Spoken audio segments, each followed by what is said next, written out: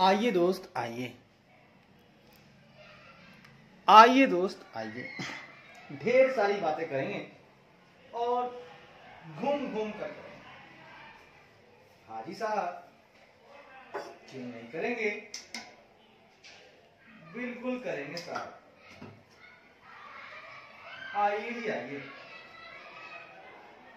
आइए जी आइए।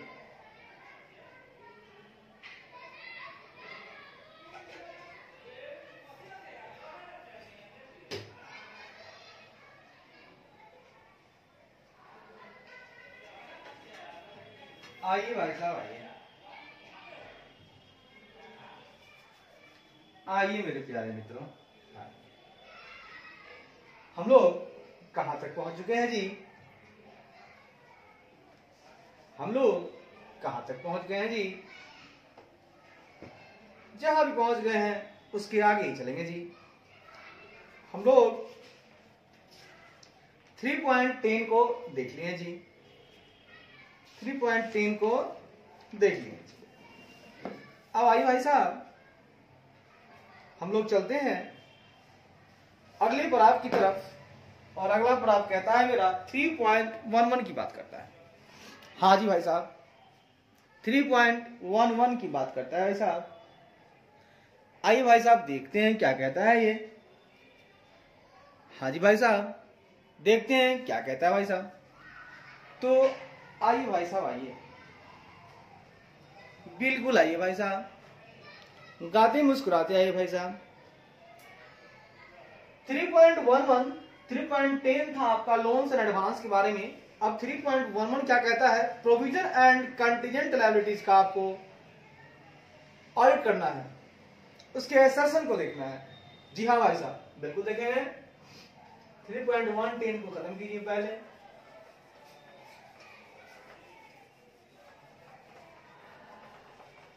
बिल्कुल देहाती भाषा में हम लोग चल रहे हैं। किताब बोल उठा, बस हमारा मकसद है किताब को बोलता बनाना है, वो बोल उठे। बस उनके शब्द हमारे कानों में गूंजे, उनको हमने बोलता बना दिया, उसमें हमने जान डाल दी है भाई साहब। किताबों में जान डालने की बात की है हमने, ठीक है। हमारा मकसद है भाई साहब किताबों में जान डालना। हाँ जी भाई साहब, हमारा मकसद है किताबों में जान डालना भाई साहब। एकदम प्यार से समझेंगे, प्यार से समझेंगे, प्यार से जानेंगे, मजा आ जाएगा भाई साहब। आइए भाई साहब आइए, आइए भाई साहब आइए, आइए देखिए क्या कहता है भाई साहब।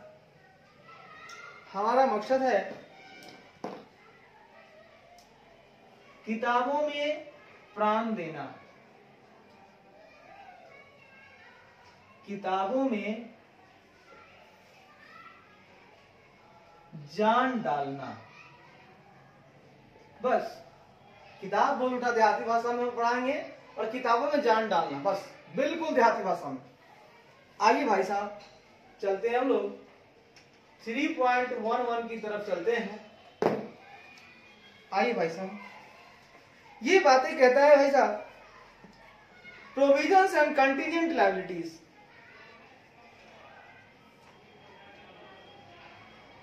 प्रोविजंस एंड कंटीजेंट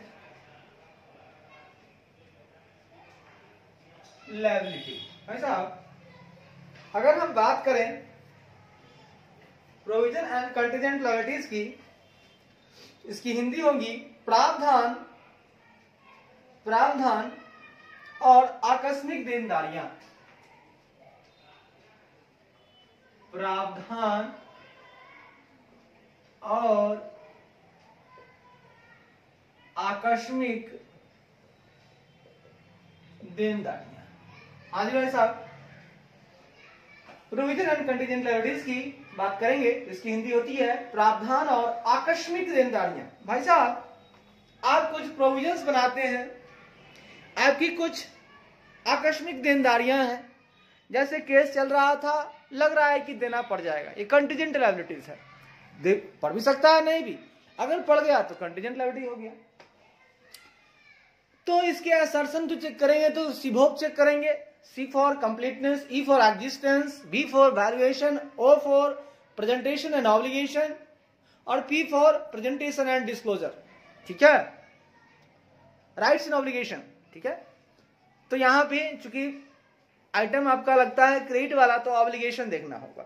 तो आइए देखते हैं इसके आइटम कॉल करते समय क्या क्या सावधानियां बरतनी होंगी। तो कहता है भाई साहब, a provision is a liability which can, प्रावधान एक दायित्व है, प्रावधान एक दायित्व है विच जिसे which can be measured only, है ना, by using a substantial degree of estimation।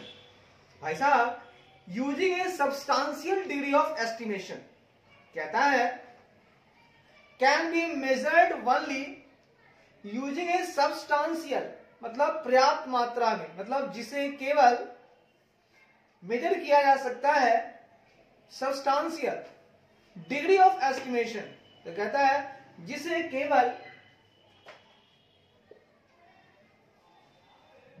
केवल पर्याप्त, सब्सटेंशियल डिग्री का मतलब होता है पर्याप्त मात्रा में, सब्सटेंशियल डिग्री का मतलब होता है पर्याप्त मात्रा में, हाँ, एस्टिमेशन पर्याप्त मात्रा में अनुमान, सब्सटेंशियल डिग्री ऑफ एस्टिमेशन का मतलब होता है पर्याप्त मात्रा में अनुमान, बाय यूजिंग, अनुमान का उपयोग करके, अनुमान का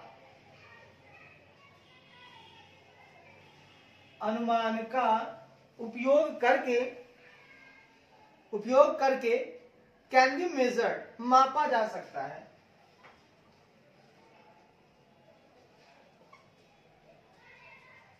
मापा जा सकता है। तो भाई साहब, अगर हम बात करें तो हम समझाना चाह रहे थे कि प्रोविजन जो होता है वह एक लायबिलिटी होता है भाई साहब, एक दायित्व होता है ये प्रावधान, जिसे केवल सब्सटेंशियल डिग्री ऑफ एस्टिमेशन का उपयोग करके मापा जा सकता है। आप जो है प्रावधान को कि आपको देना है, एक दायित्व है आपका, उसको आप कैसे मापेंगे कि कितना देना है, तो ये एक अनुमान है। देखिए भैया, डेटर्स है, अब अनुमान लगाते हैं हम लोग कि इतना देगा इतना नहीं देगा, इसमें कोई सटीकता नहीं है, एक्यूरेसी नहीं है, ये एस्टिमेशन की बात करता है भाई साहब, जिसमें लेकिन पर्याप्त मात्रा में करता है भाई साहब, सब्सटेंशियल डिग्री में करता है, ऐसे वैसे नहीं, एकदम पूरा हिसाब किताब लेके करता है, अनुमान लगाता है, अनुमान का उपयोग करता है और करके उसको मेजर कर लेता है, सब्सटेंशियल डिग्री ऑफ एस्टिमेशन का यूज करके वो मेजर कर लेता है कि ये इतना हमको देना है। और प्रावधान क्या है, तो एक लायबिलिटी है, एक दायित्व है। हाँ जी भाई साहब, बहुत अच्छी बात है, आगे बढ़िए भाई साहब। A provision is recognised when, किसी प्रावधान को तब मान्यता दी जाती है जब, a provision is recognised when, किसी प्रावधान को तब मान्यता दी जाती है, किसी प्रावधान को तब मान्यता दी जाती है जब, कहता है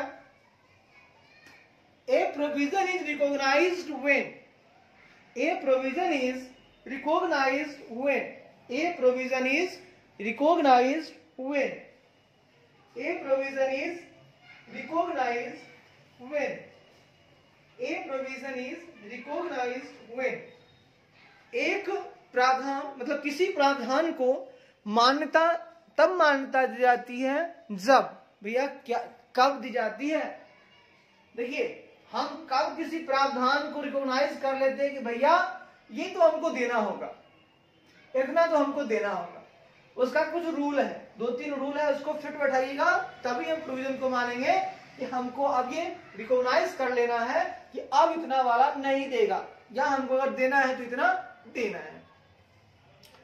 पहली पॉइंट, दूसरी पॉइंट, तीन पॉइंट का रूल है।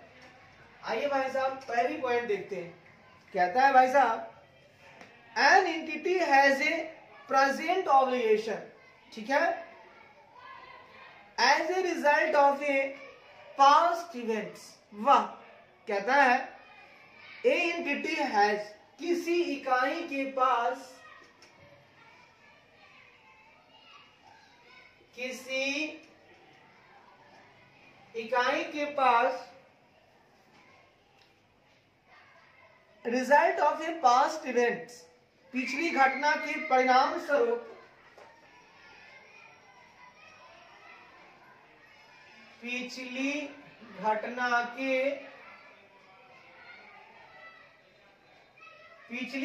के परिणाम स्वरूप किसी इकाई के पास, पिछली घटना के परिणाम स्वरूप किसी इकाई के पास पिछली घटना के परिणाम स्वरूप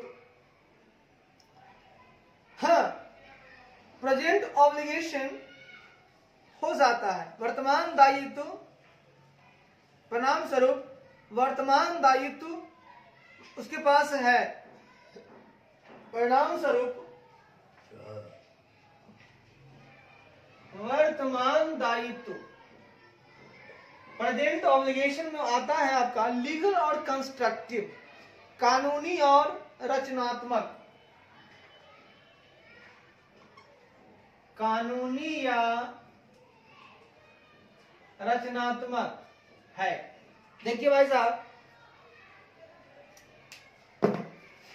सुनिए, लीगल और कंस्ट्रक्टिव, मैं दोनों बातें कर रहा हूं, लीगल और कंस्ट्रक्टिव। भाई साहब मेरा पहला रूल कहता है कि प्रावधान किसी भी इकाई के पास, किसी एंटिटी के पास, है ना, result of a past events, मतलब पिछली घटना के परिणाम स्वरूप पिछली कुछ ऐसी घटनाएं घटी हैं जिसका रिजल्ट हमको आ रहा है कि भैया प्रेजेंट में वो लायबिलिटी बन जाएगी, चाहे वो लॉफुली बन जाए या भैया कंस्ट्रक्टिव हो, मतलब हमने ही कुछ ऐसा किया जिससे वो रचनात्मक है, हमारा ही रचना किया हुआ है ना। हम पिछली घटना, पिछले समय में मैंने कुछ ऐसी घटनाएं घटा दी जो जिसका रचना यही हुआ कि भैया वर्तमान में मुझको देना पड़ेगा।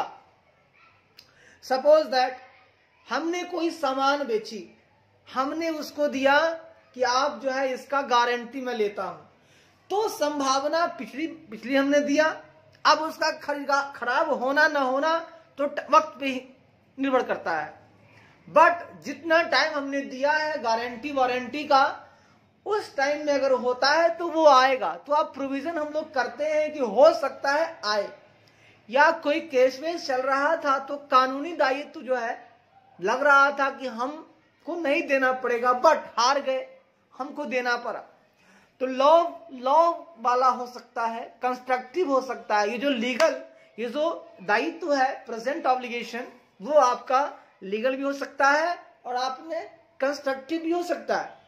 और ये कब होगा, तो एकदम ये फिक्स है, हम तभी प्रावधान को रिकॉग्नाइज करेंगे जब हमारे इकाई के पास पिछली घटनाओं, पास्ट इवेंट के रिजल्ट ये हो रहा है कि हमको प्रेजेंट में ऑब्लिगेशन बनेगा, वर्तमान में दायित्व है मेरे पास, हम तब जाके उस प्रावधान को रिकॉग्नाइज कर लेंगे।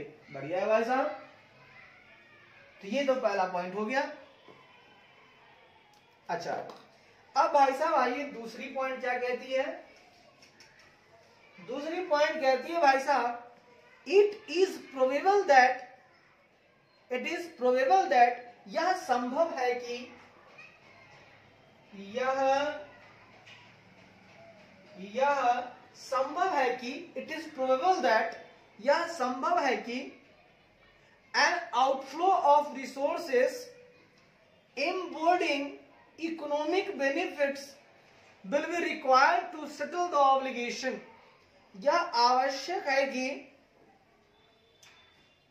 settle the obligation, दायित्व को निपटाने के लिए यह संभव है कि दायित्व को यह संभव है कि दायित्व को निपटाने के लिए यह संभव है कि दायित्व को निपटाने के लिए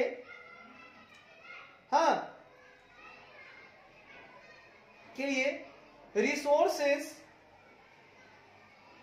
के आउटफ्लो ऑफ रिसोर्सेस, ठीक है ना, एम्बॉडिंग इकोनॉमिक बेनिफिट्स। एम्बॉडिंग का मतलब होता है एम्बॉडिंग, ठीक है ना, एम्बॉइड करना, तो मतलब उनका इस्तेमाल करना, ठीक है ना, एम्बॉडिंग इकोनॉमिक बेनिफिट्स मतलब आर्थिक लाभ वाले निपटाने के लिए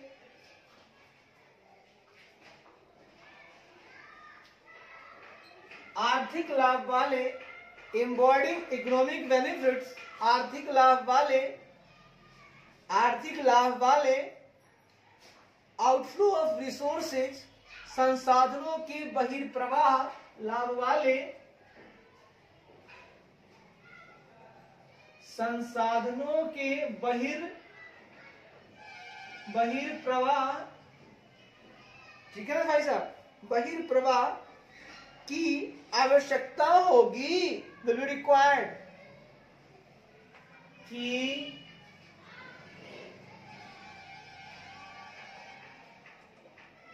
आवश्यकता होगी, एंड और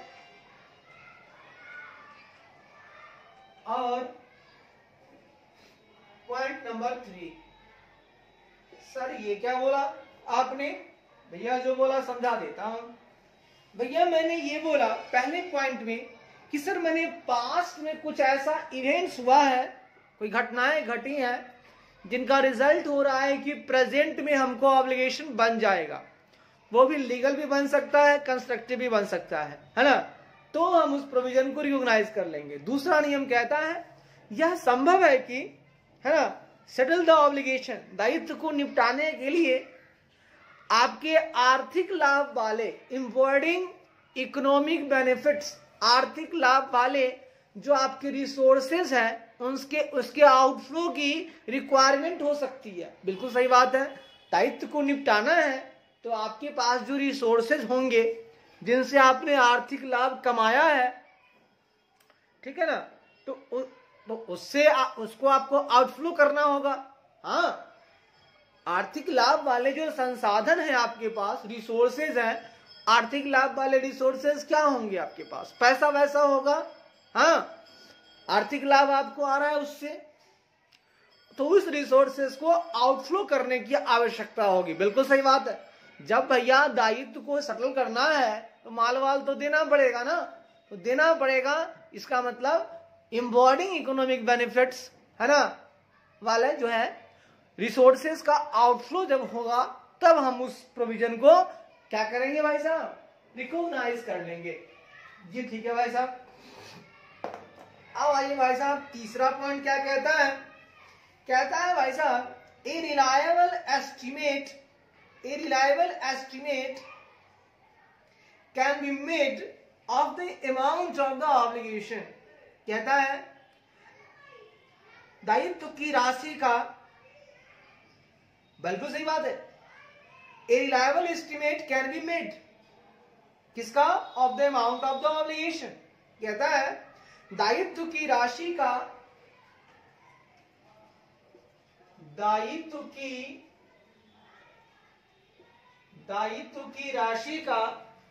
की राशि का एक विश्वसनीय अनुमान, एक विश्वसनीय अनुमान कैन बी मेड, लगाया जा सकता है। लगाया जा सकता है। भाई साहब बात तो बड़ी अच्छी बोली।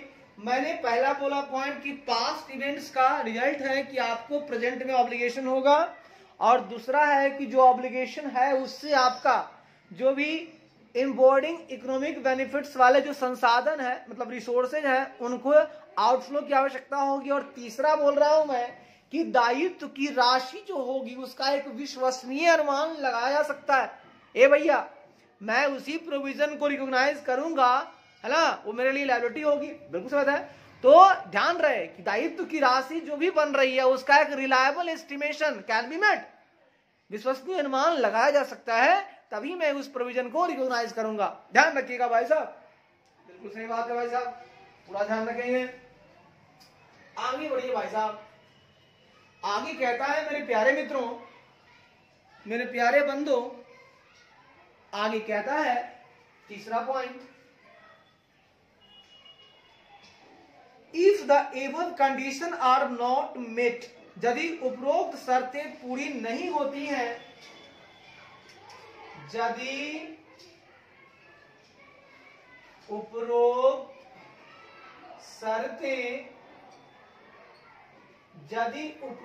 शर्तें पूरी नहीं होती हैं तो नो प्रोविजन इज रिकॉग्नाइज्ड, तो कोई प्रावधान मान्यता प्राप्त नहीं है। तो कोई प्रावधान, ठीक है, नो मान्यता प्राप्त नहीं है, तो कोई प्रावधान मान्यता प्राप्त नहीं है। भाई साहब बात को समझिएगा कि यदि उपरोक्त जो मैंने कंडीशन बोले, जो शर्तें मैंने बोली, अगर वो शर्तें पूरी नहीं होती है, ठीक है, above condition not to met, अगर पूरी नहीं होती है तो no provision is required to recognise, प्रावधान को मान्यता देने की आवश्यकता नहीं है, मैं उस प्रोविजन को रिकॉग्नाइज नहीं करूंगा। बढ़िया है भाई साहब, अच्छा है भाई साहब। थोड़ा और आगे बढ़ते हैं जी। अब हम बात करेंगे if these condition are not met, कहता है यदि ये तो बातें हो गई साहब, हाँ उसी बातें को दोहरा रहा है। If these conditions are not met, यदि ये शर्तें पूरी नहीं होती है, यदि ये शर्तें पूरी नहीं होती है, अब पूरी का मतलब पूरी खीर मत समझिएगा, है ना, ये पूरी वो पूरी यदि ये शर्तें पूरी नहीं होती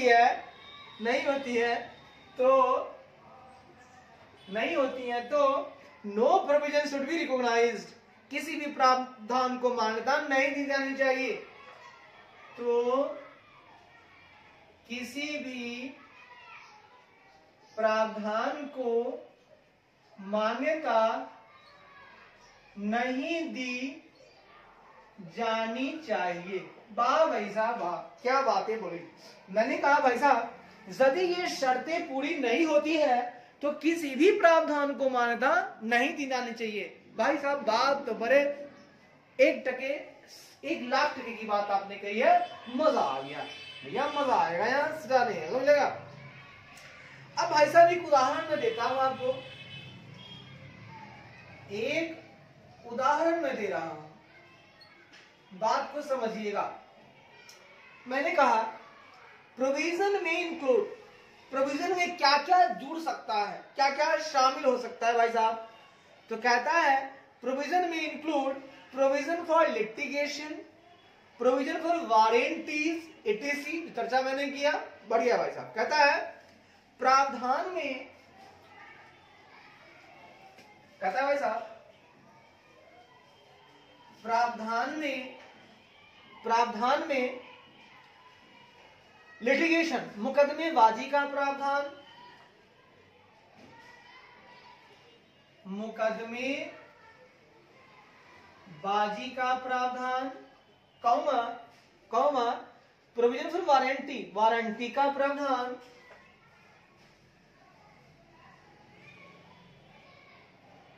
का प्रावधान आदि आदि में भी इंक्लूड, आदि शामिल हो सकते हैं,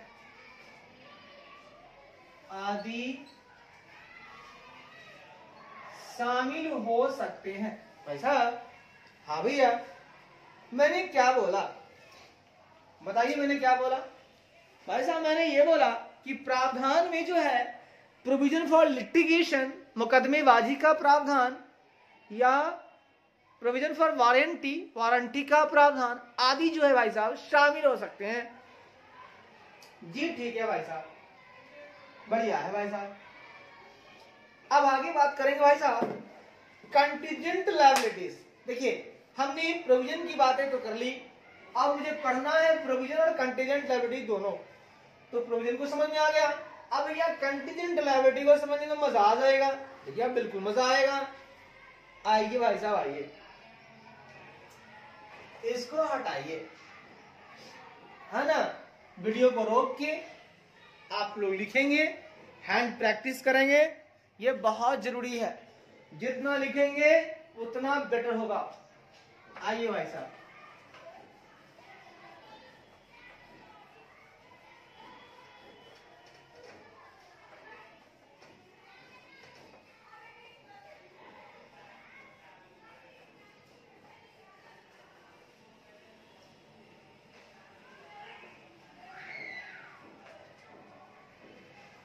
तेरे मेरे बीच में, तेरे मेरे बीच में कैसा है ये बंधन अनजाना,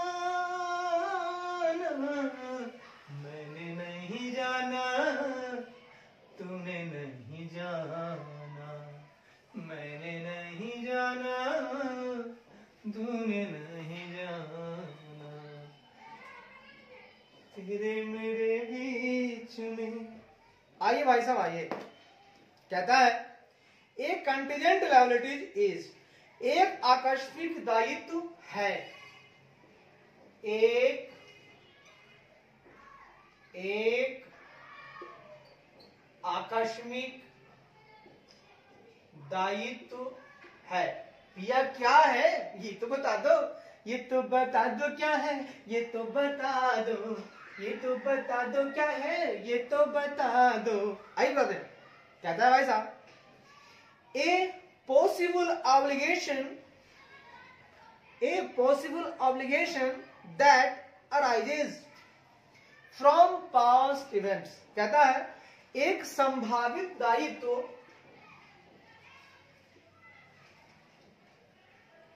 एक संभावित दायित्व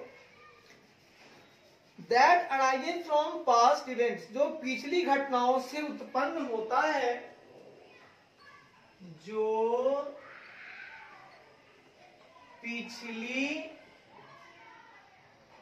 घटनाओं से उत्पन्न होता है। एक संभावित दायित्व जो पिछली घटनाओं से उत्पन्न होता है, एंड और होता है, और whose existence will be confirmed, जिसके अस्तित्व की पुष्टि, और जिसके अस्तित्व की पुष्टि ओनली, पुष्टि केवल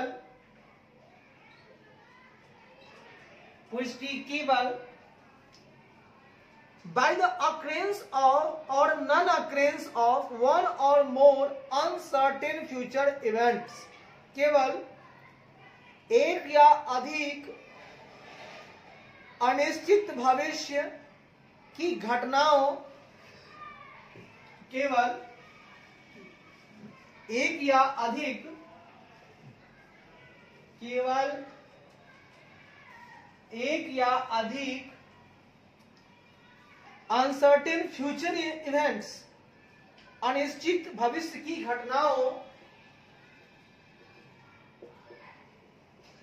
अनिश्चित भविष्य की घटनाओं के घटित होने या न होने से होती है। घटनाओं के घटित होने या न होने से होती है। बढ़िया है भाई साहब, घटित होने या न होने से होती है। ठीक है, होती है ना। Not only with in the control of the entity, जो पूरी तरह से इकाई के नियंत्रण में नहीं है, जो पूरी तरह से इकाई के नियंत्रण में नहीं है, जो पूरी तरह से इकाई के नियंत्रण में नहीं है। और या पॉइंट नंबर 2, भाई साहब प्रोविजन तो वही था कि result of the past events, है ना। आपको प्रेजेंट में ऑब्लिगेशन बना, ऑब्लिगेशन का आप एक रिलायबल एस्टिमेशन कर सके तो ही हम रिकॉग्नाइज करेंगे। और एक हमने बताया आपको कि ये जो आपका लायबिलिटी प्रोविजन है, एक तो दायित्व है। यह जो दायित्व है इसमें होता क्या है कि आपका जो इकोनॉमिक बेनिफिट्स है ना, वैसा कोई भी आपका रिसोर्स है ना, वो उसका आउटफ्लो होगा। बिल्कुल सही बात है, जब दायित्व लोगे तो आउटफ्लो होगा ही होगा। अब यहां पे बात करेंगे जब हम लोग कंटीजेंट लायबिलिटी की, तो यहां भी कुछ वैसा ही है। यहां कहता है कि यह एक, है ना, ए प्रोबेबल लायबिलिटी, संभावित दायित्व है ना। संभावना है कि दायित्व हो सकते हैं, है ना, कंफर्मेशन नहीं है, संभावना है। उसमें होता क्या है कि जो पिछली घटनाओं से उत्पन्न होते हैं, अराइजिंग फ्रॉम पास्ट इवेंट। सही बात है, पिछले हमने कुछ ऐसी घटनाएं घटा दी जिससे भाई साहब प्रोबेबिलिटी है कि लायबिलिटी का उत्पत्ति हो जाएगी। और भाई साहब जिसके अस्तित्व की, एग्जिस्टेंस की पुष्टि तब होगी जब केवल वन या मोर, एक या अधिक जो अनसर्टेन फ्यूचर इवेंट्स हैं, भाई साहब एक या अधिक अनिश्चित भविष्य की घटनाएं हैं, भविष्य में घटनाएं घटेंगी, वो घटित हो भी सकती हैं या नहीं भी हो सकती हैं। बिल्कुल सही बात है। इसका जो एग्जिस्टेंस का कंफर्मेशन हम कैसे करेंगे कि भाई साहब एक या अधिक जो है अनसर्टेन फ्यूचर इवेंट्स, अनिश्चित भविष्य की घटनाएं के घटित भी हो सकती है, होने या ना होने से होती है, जो पूरी तरह से Holi not in the control of the entity, जो पूरी तरह से इकाई के नियंत्रण में नहीं है। भाई साहब इकाई के नियंत्रण में नहीं है, यही तो आपका आकस्मिक दायित्व है, यही तो आपका कंटीजेंट लायबिलिटी है। तो इसे मैं बोलूंगा कि एक संभावित दायित्व है जो पिछली घटनाओं से उत्पन्न होती है और जिसके अस्तित्व की पुष्टि जो है केवल एक या अधिक अनिश्चित भविष्य की घटनाओं के घटित होने या न होने से होती है, जो पूरी तरह से इकाई के नियंत्रण में नहीं है। भाई साहब बहुत बढ़िया बात बोला आपने, मजा आ गया भाई साहब। अब देखिए भाई साहब, या करके एक और पॉइंट है, या तो ये मानो या तो दूसरा पॉइंट कहता है a present obligation that arises from past events. कहता है एक वर्तमान दायित्व या जो पिछली घटनाओं से उत्पन्न होता है वर्तमान दायित्व, बात वही है घुमा फिरा के। कहता है एक वर्तमान दायित्व,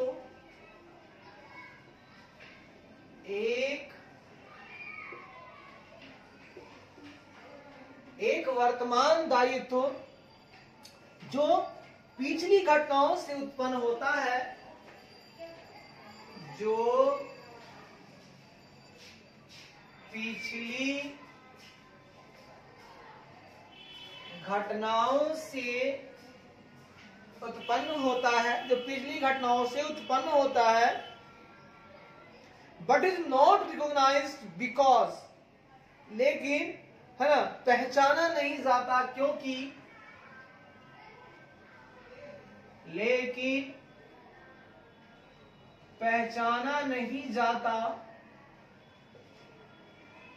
क्योंकि रिकॉग्नाइज नहीं किया जाता, क्योंकि पॉइंट नंबर 1 कहता है सर एक प्रेजेंट ऑब्लिगेशन है, वर्तमान दायित्व है, जो सर पिछली घटनाओं से उत्पन्न होती है। बिल्कुल सही बात है, जो पीछे की घटनाएं हैं, जो पास्ट इवेंट्स की जो इवेंट्स हैं उनसे अराइज होती है। सही बात है, पिछले हमने कुछ ऐसी घटनाएं घटा दी जिनसे वर्तमान में मेरी लायबिलिटी बन गई, ऑब्लिगेशन बन गई, लेकिन भाई फिर भी मैं इसको रिकॉग्नाइज नहीं करूंगा। क्यों क्यों क्यों क्यों आप रिकॉग्नाइज नहीं करोगे, वजह बताता हूं।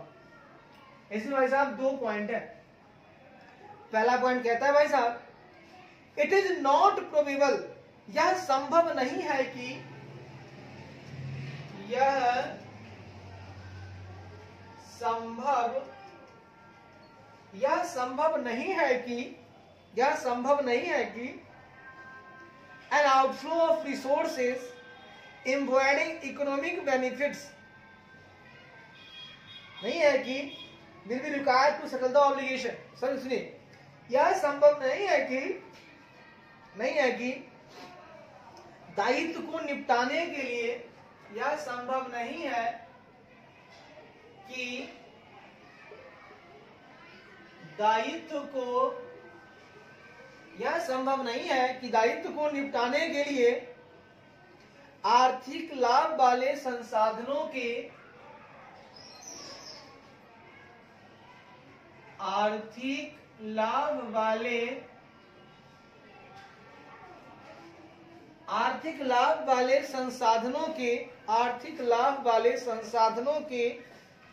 बहिर्प्रवाह की आवश्यकता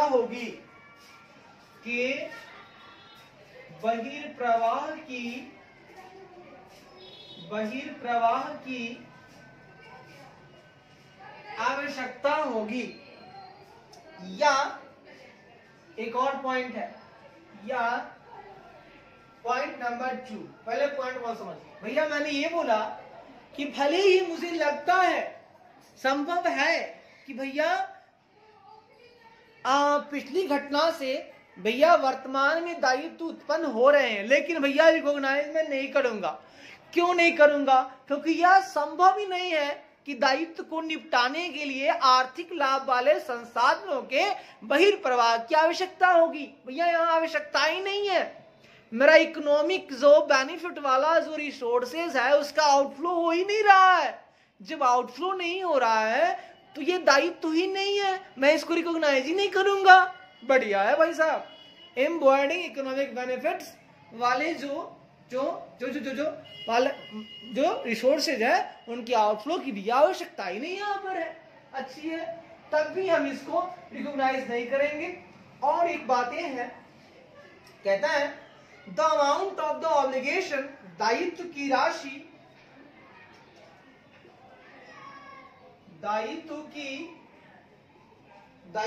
राशि can not be measured with sufficient reliability. कहता है दायित्व की राशि को पर्याप्त विश्वसनीयता के साथ,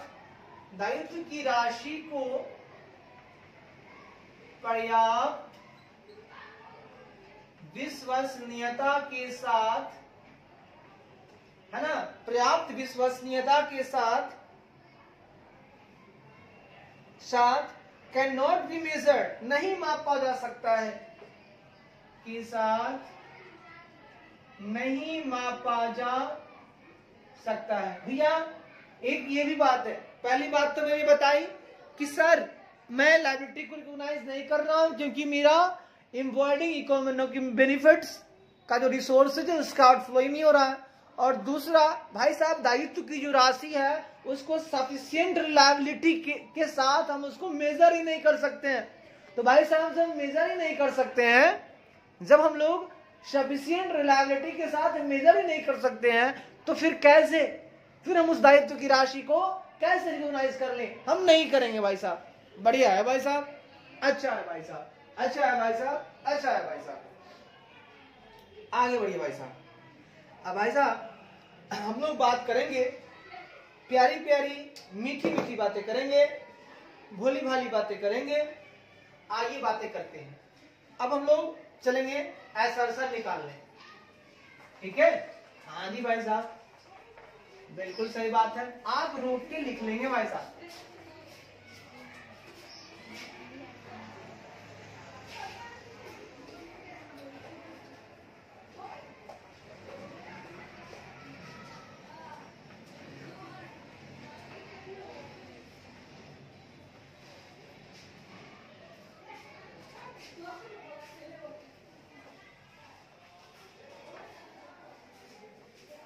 तुम्हें दिल से कैसे जुदा हम करेंगे कि मर जाएंगे यार, क्या हम करेंगे।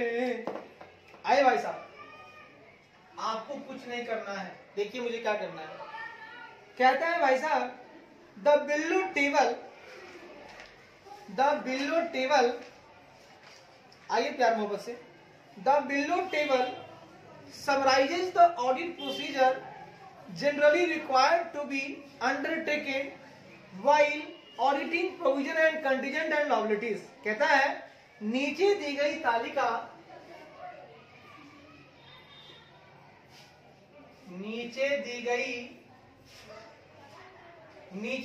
तालिका प्रावधानों और आकस्मिक देनदारियों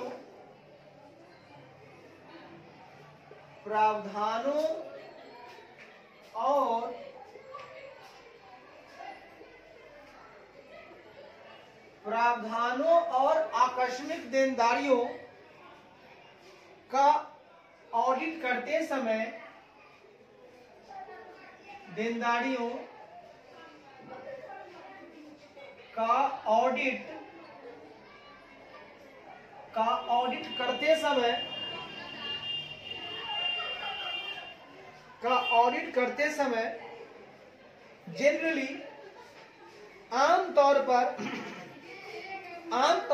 रिक्वायर्ड टू अंडरटेकन, आमतौर पर अपनाई गई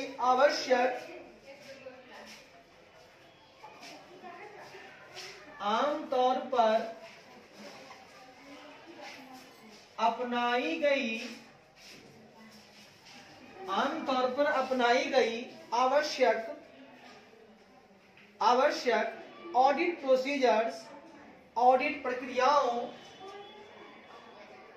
आवश्यक ऑडिट प्रविधियों या प्रविधियों का सारांश प्रस्तुत करती है।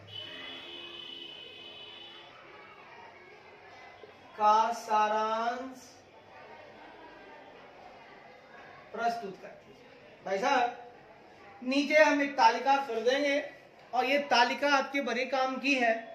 जब आप ऑडिट करने चलोगे तो यही प्रोसीजर आप लगाओगे। तो ये जो नीचे दी गई तालिका है वो प्रावधानों और आकस्मिक देनदारियों का ऑडिट करते समय आमतौर पर अपनाई गई जो आवश्यक ऑडिट प्रविधियां हैं उनका सारांश प्रस्तुत करती हैं। कि आप चले गए प्रोविजन का, कंटीजेंट लायबिलिटीज का ऑडिट करने गए, तो आपको जनरली जो अंडरटेकन करना है, जो रिक्वायर्ड ऑडिट प्रोसीजर है, वो मैं अगर आपको बता दूं तो आपको आसान हो जाएगा, आप आराम से ऑडिट कर लोगे।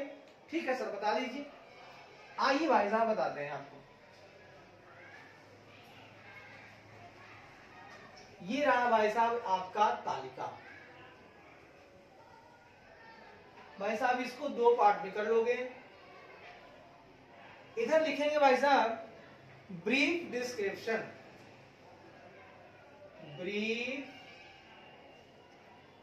डिस्क्रिप्शन, संक्षिप्त विवरण।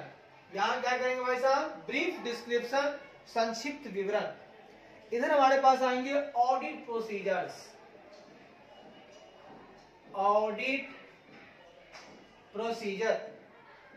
लेखा परीक्षा प्रविधियां,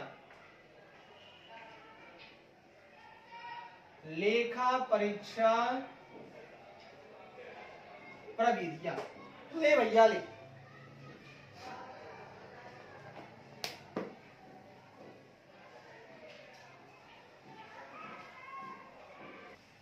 आइए भाई साहब, आइए थोड़ा और आगे बढ़ते हैं जी, और हम लोग ब्रीफ डिस्क्रिप्शन पर ध्यान देते हैं। करना क्या है? तो लीजिए, हमें करना क्या है? पहली बात, to establish the existence of provisions as at the period end. कहता है अवधि के अंत में, अभी हम चर्चा करेंगे एग्जिस्टेंस की। एग्जिस्टेंस बोलिए तो अस्तित्व की बात करेंगे। अवधि के अंत में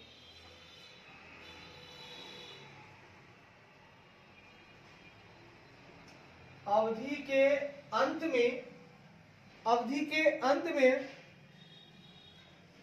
अंत में एग्जिस्टेंस ऑफ प्रोविजंस, प्रावधानों के अस्तित्व को, प्रावधानों के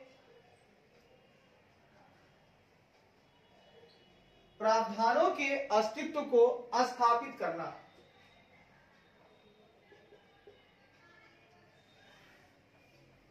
भाई साहब, अवधि के अंत में हमें क्या करना है? अवधि के अंत में जो प्रावधान है उनके अस्तित्व को स्थापित करना है। बढ़िया है। कैसे स्थापित करेंगे?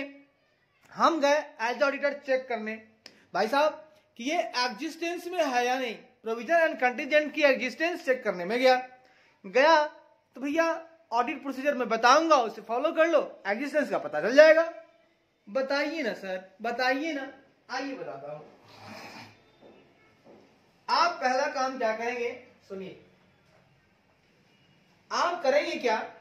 Obtain a list of all provisions and provisions यानी सभी प्रावधानों की सूची प्राप्त करें। सभी प्रावधानों की सूची प्राप्त करें, सभी प्रावधानों की सूची प्राप्त करें एंड और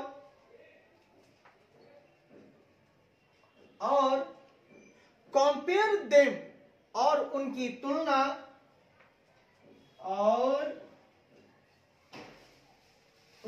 तुलना, compare them with balances in the ledger, और इनकी तुलना, है ना, खाता बही, ठीक है, खाता बही में शेष राशि से करें। तुलना खाता बही में शेष राशि से करें। भाई साहब, क्योंकि ये क्या बोला आपने? भैया जो बोला सही बोला मैंने। आइए, मैंने क्या बोला इसकी चर्चा आपके साथ कर लूं।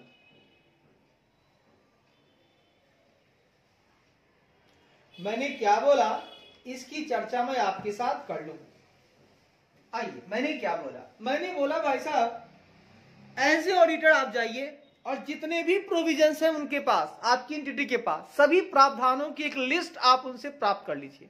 बोलिए भैया आप लिस्ट दो कि आपने जो जो प्रावधान बनाया है आप लिस्ट दो। आप लेकर के संतुष्ट मत होइए, आप क्या कीजिए, उनकी तुलना उनके लेजर में जो बैलेंस है उनसे कर लीजिए, है ना, मजा आ जाएगा। सही बात है। मैं उनकी खाता बही से, उनकी जो खाता बही में शेष राशि है उनसे मैं उनकी तुलना कर लूंगा। ठीक है सर, आपको एग्जिस्टेंस का पता चल जाएगा। पहला काम। दूसरा, inspect the underlying agreements like agreement with customers to assess warranty commitments. Sir ji कहता है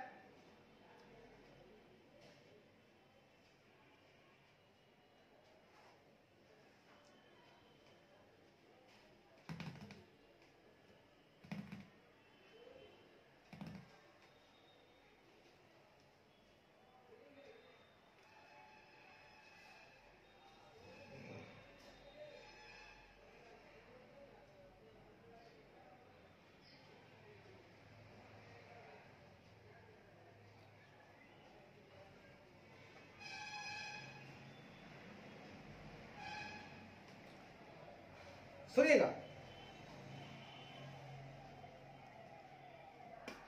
क्या कहता है?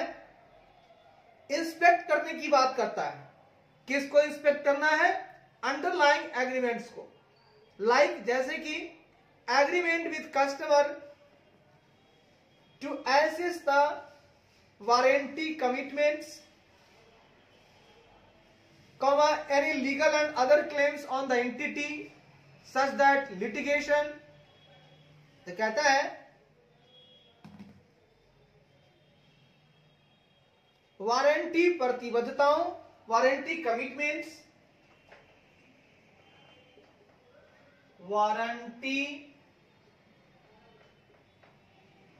प्रतिबद्धताओं, comma any legal and other claims on the entity, इकाई पर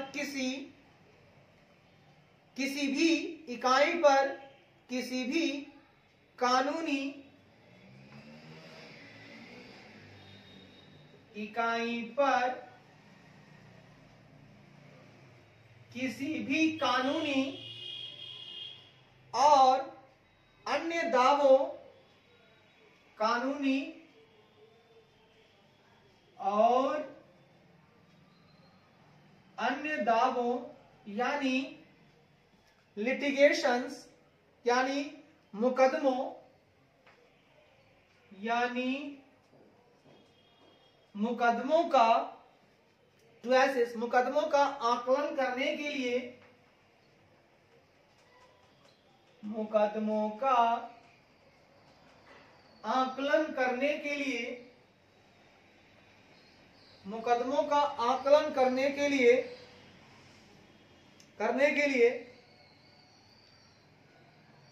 ग्राहकों के साथ समझौते जैसे के लिए ग्राहकों के साथ समझौते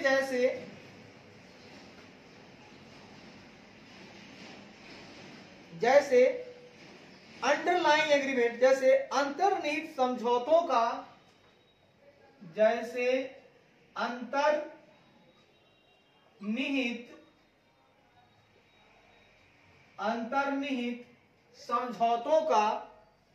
समझौतों का इंस्पेक्ट का निरीक्षण करें,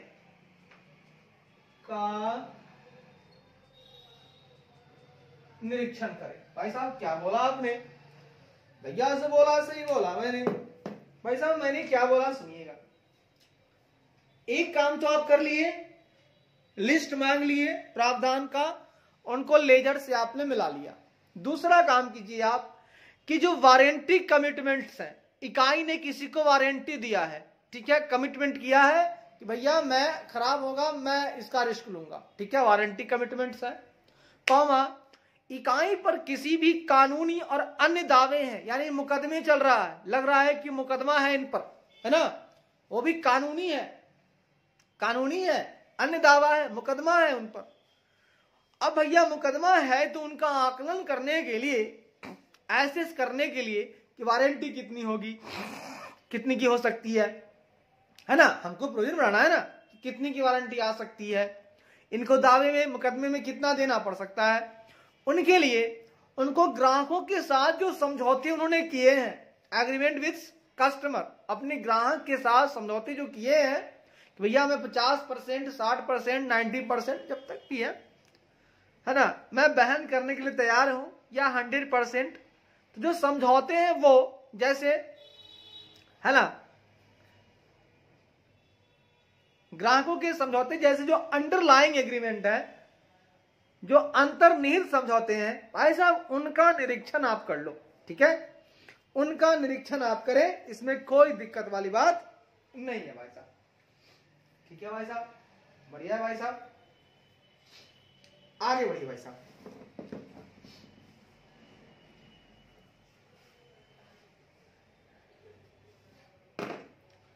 आइए अब हम बात करेंगे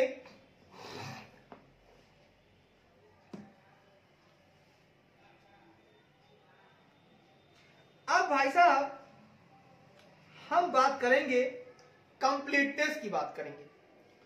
प्यार मोहब्बत से आइएगा, हम थोड़ा सा कंप्लीटनेस की बातें करेंगे, ठीक है। हाँ जी भाई साहब करिए ना। अब हम लोग कंप्लीटनेस की बातें करेंगे।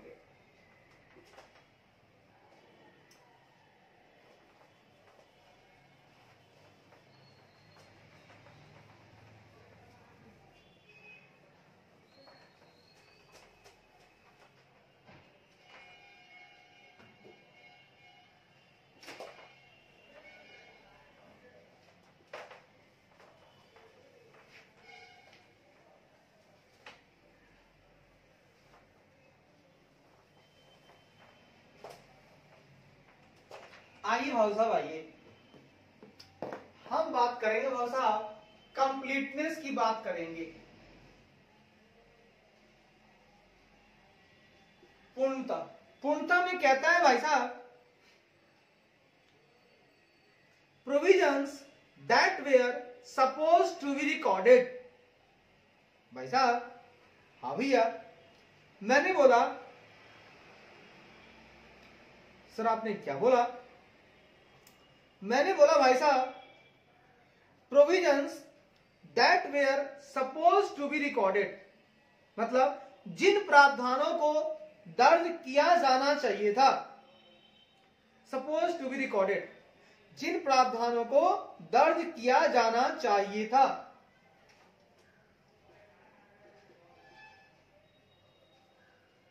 जिन प्रावधानों को दर्ज किया जाना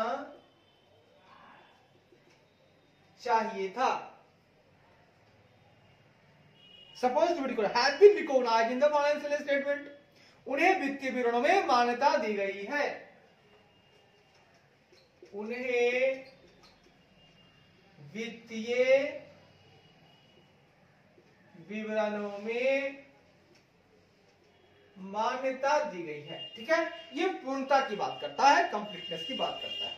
ठीक है, मतलब अब हमें चेक करना है कंप्लीटनेस। कंप्लीटनेस का मतलब होता है भाई साहब कि जिन प्रावधानों को सपोज टू बी रिकॉर्डेड, प्रावधानों को दर्ज किया जाना चाहिए था, है ना, they have been recorded in the financial statement, उन्हें वित्तीय विवरणों में रिकॉग्नाइज किया गया है ना, that is recognised in the financial statement, उन्हें वित्तीय विवरणों में मान्यता दी गई है।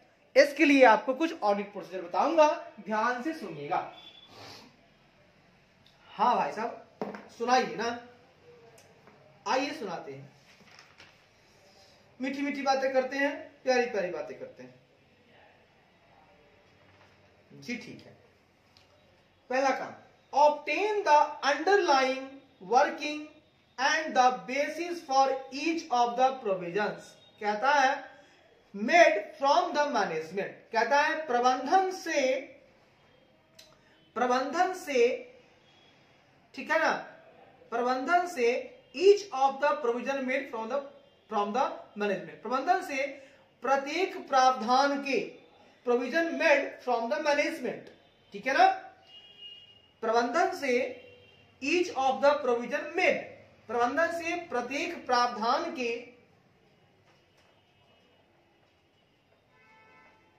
प्रबंधन से प्रत्येक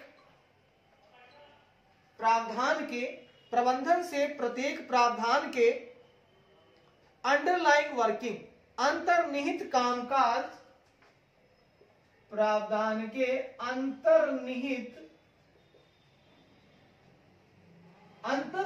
कामकाज एंड द बेसिस, और कामकाज और उसके आधार को प्राप्त करें, काज और उसके आधार को प्राप्त करें, ऑब्टेन करें, एंड एक्यूरेट, और एंड वेरीफाई, और सत्यापित करें कि, प्राप्त करें और सत्यापित करें कि, और सत्यापित करें कि whether the same is complete and accurate, कि क्या यह वही कंप्लीट यानी पूर्ण, एक्यूरेट यानी सटीक, क्या यह पूर्ण और सटीक है, यानी कि क्या यह पूर्ण और सटीक है। भाई साहब, कंप्लीट एंड एक्यूरेट है। भाई साहब, ये क्या बोला आपने? भैया मैंने ये बोला, जो बोला अच्छा बोला मैंने। भाई साहब, मैंने ये बोला कि मैनेजमेंट से यानी प्रबंधन से आप क्या करो कि प्रत्येक प्रावधान, जो भी प्रोविजंस है, उसका जो अंडरलाइंग वर्किंग है ना, उन प्रावधान का जो उन्होंने अंतर्निहित कामकाज किया है, ठीक है ना। अब प्रावधान को कैसे क्रिएट किया, ठीक है ना, उसके लिए क्या क्या वर्क किया है उसने, कैसे प्रावधान बनाया है, कौन कौन से प्रावधान को उसने लिखा है, उसके अंतर्निहित कामकाज और उसके आधार, किस आधार पर उसने प्रोविजन को क्रिएट किया है, उसके आधार भी आप प्राप्त करो। मतलब जो प्रोविजन आप बना रहे हो प्रबंधन भैया, आप उनका अंडरलाइंग वर्किंग बताइए, किस काम में बना रहे हो प्रावधान, ये किस काम के लिए बनाए हो, और इस काम में आधार क्या है, किस आधार पे बना रहे हो कि भैया हमको ये घाटा लग सकता है, ये प्रावधान है, उसका आधार बताओ मुझे। और मैं एज ऑडिटर सत्यापित करना चाहता हूं, मैं करूंगा कि क्या यह कंप्लीट है और एक्यूरेट है, मतलब जो प्रबंधन ने बनाया है प्रावधान, क्या वह पूर्ण और सटीक है, बिल्कुल मैं चेक करूंगा, ठीक है। और आपने जो प्रावधान बनाया है उसका अंडरलाइंग वर्किंग देखूंगा, किस काम में आपने बनाया, किस लिए बनाया है ना, आपका कामकाज देखूंगा कि आप जो प्रावधान बनाया है अब किस काम के लिए कितना % होना चाहिए, मैं अंदाजा लगाऊंगा। और आपसे बेस पूछूंगा, किस आधार पर आपने लगाया कि वो नहीं देगा, वो आधार बताइए, और मैं सत्यापित करूंगा कि क्या यह पूर्ण है और सटीक है। बिल्कुल सही है भाई साहब, बढ़िया काम आप कर रहे हैं, करते जाइए, आगे बढ़िए भाई साहब। आगे कहता है मेरे प्यारे बच्चों, सर ये क्या कहता है, कहता है वेयर एवर, जहां भी, जहां कहीं भी, जहां कहीं भी, रिक्वायर्ड, जहां कहीं भी आवश्यक हो, जहां कहीं भी आवश्यक हो, जहां कहीं भी आवश्यक हो, obtain experts report, calculation and underlying working for the provision amount. Example, for warranty involving complex calculations, some entities get that valued through an actuary. वाह वाह वाह वाह, कहता है जहां कहीं भी आवश्यक हो, for the provision amount, भाई साहब for the provision amount, example की बात बाद में करेंगे। फॉर द प्रोविजन अमाउंट, किस लिए, जहां कहीं भी आवश्यक हो, मुझे ऑब्टेन करना है expert reports, calculation and underlying working for the provision amount, तो आवश्यक हो प्रावधान राशि के लिए, प्रावधान राशि के लिए, प्रावधान राशि के लिए, ठीक है ना। एग्जाम्पल क्या है, प्रावधान राशि के लिए क्या करना है, एक्सपोर्ट रिपोर्ट राशि के लिए, विशेषज्ञ की रिपोर्ट राशि के लिए, विशेषज्ञ की रिपोर्ट, कॉमा कैलकुलेशंस, गणना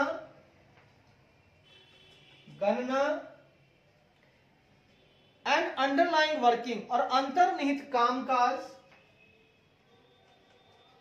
और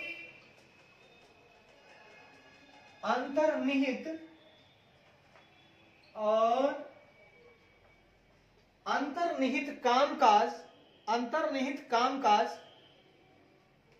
प्राप्त करे, ऑब्टेन करे। उदाहरण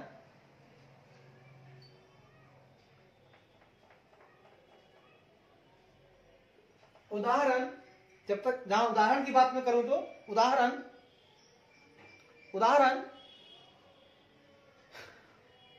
एग्जाम्पल फॉर वारंटी,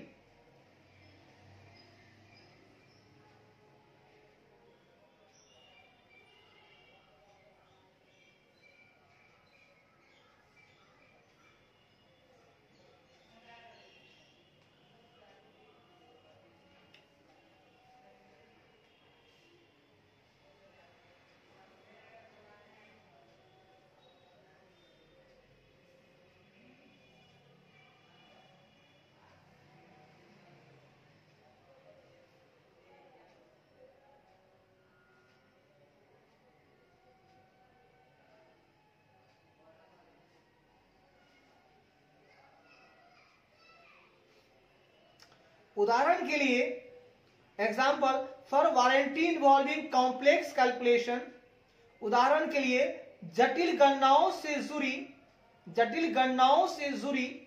उदाहरण के लिए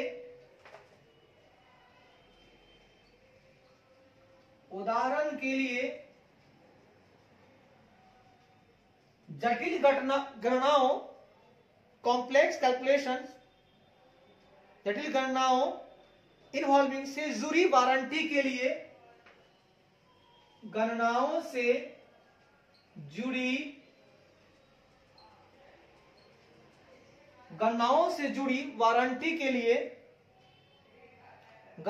जुड़ी वारंटी के लिए कॉमा,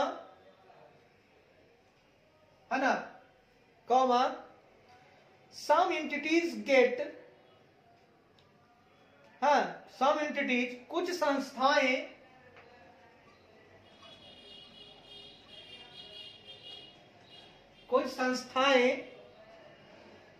संस्थाएं get that valued through an actuary, संस्थाएं विमांकिक के माध्यम से, कुछ संस्थाएं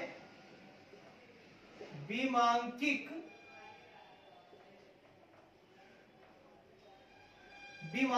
के माध्यम से हाँ, गेट दैट वैल्यूड माध्यम से इसका मूल्यांकन कराती है।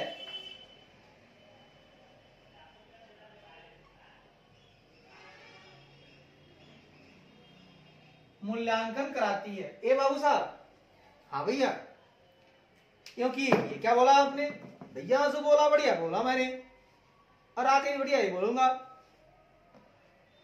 ठीक है, बढ़िया बोलिएगा। सुनिए, मैंने कहा भाई साहब एज ए ऑडिटर आप क्या कीजिए, जहां कहीं भी आवश्यक हो, है ना, प्रावधान राशि के लिए या उदाहरण के लिए जटिल गणनाओं से जुड़ी वारंटी के लिए, है ना, गणनाएं जटिल हैं, अब वारंटी इन्होंने दे दिया अब वारंटी आपने दिया है तो भैया कैलकुलेशन तो करना होगा, तो उसके लिए क्या चाहिए भैया, विशेषज्ञ चाहिए। अब बहुत सारी संस्थाएं हैं जो एक्चुअरी के माध्यम से मूल्यांकन करवाती हैं। भैया प्रोविजन का जो मूल्यांकन होता है, ठीक है, ये कभी कभी जो है एक्चुअरियों के माध्यम से होता है, विमांकिक के माध्यम से होता है, या कोई जटिल गणनाएं हैं तो उससे जुड़ी जो वारंटी है, वारंटी की राशि देनी है, कैलकुलेशन बड़ा जटिल है, कॉम्प्लेक्स कैलकुलेशन है, क्या करूं ना करूं, तो उसके लिए लोग विशेषज्ञ को बुलाते हैं, इकाई एंटिटी आपके, तो उस विशेषज्ञ एक्सपर्ट की रिपोर्ट आप ले लीजिए, उन्होंने जो कैलकुलेशन किया है वो मांग लीजिए, जो अंडरलाइंग वर्किंग हुआ है, उनके द्वारा जो अंतर्निहित कामकाज किए गए हैं वो प्राप्त कर लीजिए, सबको प्राप्त कर लीजिए, तभी तो कंप्लीटनेस का पता चलेगा कि प्रावधान की राशि बिल्कुल कंप्लीट है, पूर्ण राशि है। हम तो चले हैं कंप्लीटनेस को चेक करने, भैया हम तो गौर से देखेंगे, हम क्या करेंगे कि प्रावधान की राशि के लिए, ठीक है ना, जहां पर जटिल गणनाएं हैं, है ना,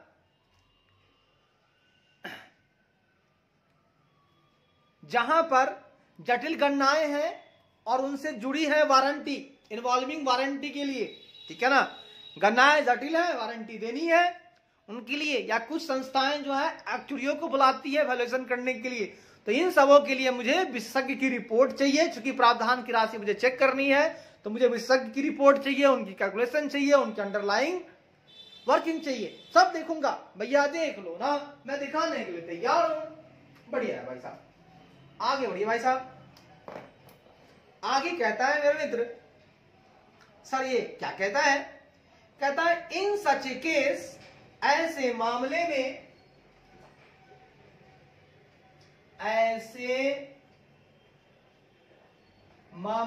इन सच केस, ऐसे मामले में the amount may request the management, sorry amount बोला हूं, sorry, the auditor may request the management, ऐसे केसों में ऑडिटर प्रबंधन से to share the actuarial valuation report, ठीक है ना, अनुरोध करेगा कि आप शेयर करो, ठीक है ना, प्रबंधन से कहेगा कि शेयर करो आप एक्चुअरियल वैल्यूएशन रिपोर्ट, तो ऐसे मामले में ऑडिटर प्रबंधन से, ऐसे मामले में लेखा परीक्षक प्रबंधन से विमांकित मूल्यांकन report, विमांकित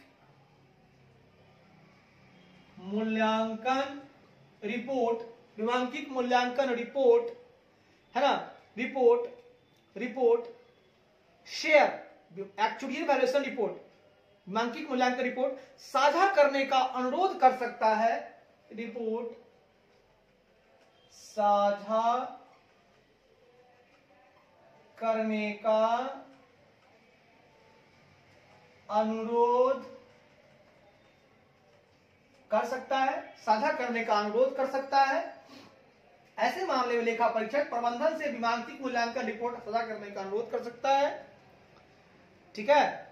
and in case of any matter under legal disputes, ठीक है ना, और कानूनी विवाद के तहत, लीगल डिस्प्यूट के तहत, है ना, किसी मामले में इन केस ऑफ, है ना, any matter under legal disputes, और कानूनी विवाद के तहत, और कानूनी विवाद के तहत, और कानूनी विवाद के तहत किसी मामले में, तहत किसी मामले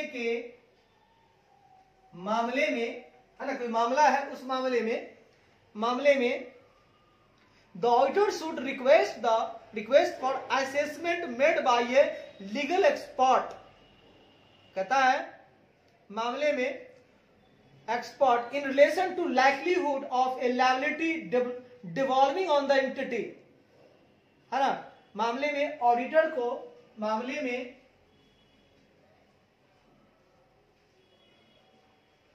लेखा परीक्षक को, है ना, इकाई पर डिवॉल्विंग, ठीक है ना, इकाई पर डिवॉल्विंग लायबिलिटी मतलब डिवॉल्व होना, मतलब उस पर उत्पन्न होना, ठीक है ना, इकाई पर देनदारी की लाइक्लीहुड ऑफ लायबिलिटी डिवॉल्विंग, इकाई पर, है ना, इकाई पर लाइक्लीहुड ऑफ लायबिलिटी, इकाई पर देनदारी की संभावना, है ना, संभावना के संबंध में, है ना, लेखा परीक्षक को इकाई पर, लेखा परीक्षक को इकाई पर उत्पन्न हुई देनदारी की संभावना के संबंध में, है ना, में बाय द लीगल एक्सपर्ट में, मन में कानूनी विशेषज्ञ द्वारा, संबंध में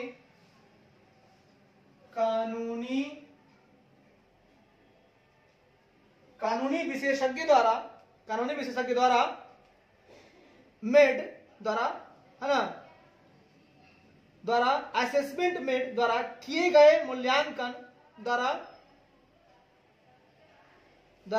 है ना, किए गए मूल्यांकन के लिए, द्वारा किए गए मूल्यांकन के लिए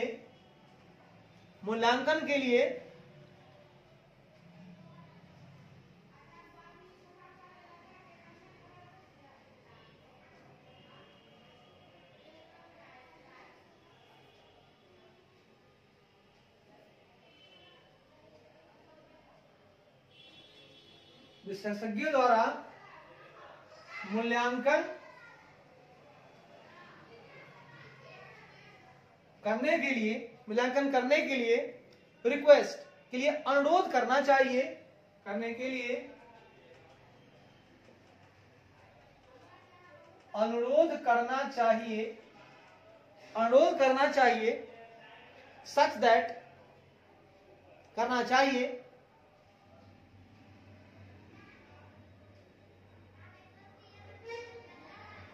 है ना, जैसा कि डिफाइन एबव, जैसा कि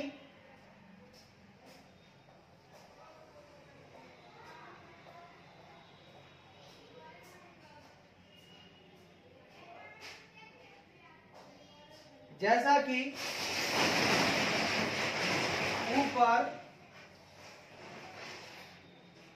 परिभाषित है, यानी वेदर प्रोबेबल और पॉसिबल और रिमोट, यानी संभावित है, ठीक है ना, प्रोबेबल संभावित है, पॉसिबल संभव है, प्रोबेबल यानी संभावित है, प्रोबेबल पॉसिबल संभव है। देखिए, प्रोबेबल संभावित है, पॉसिबल संभव है, या रिमोट या दूरस्थ है, या दूरस्थ है।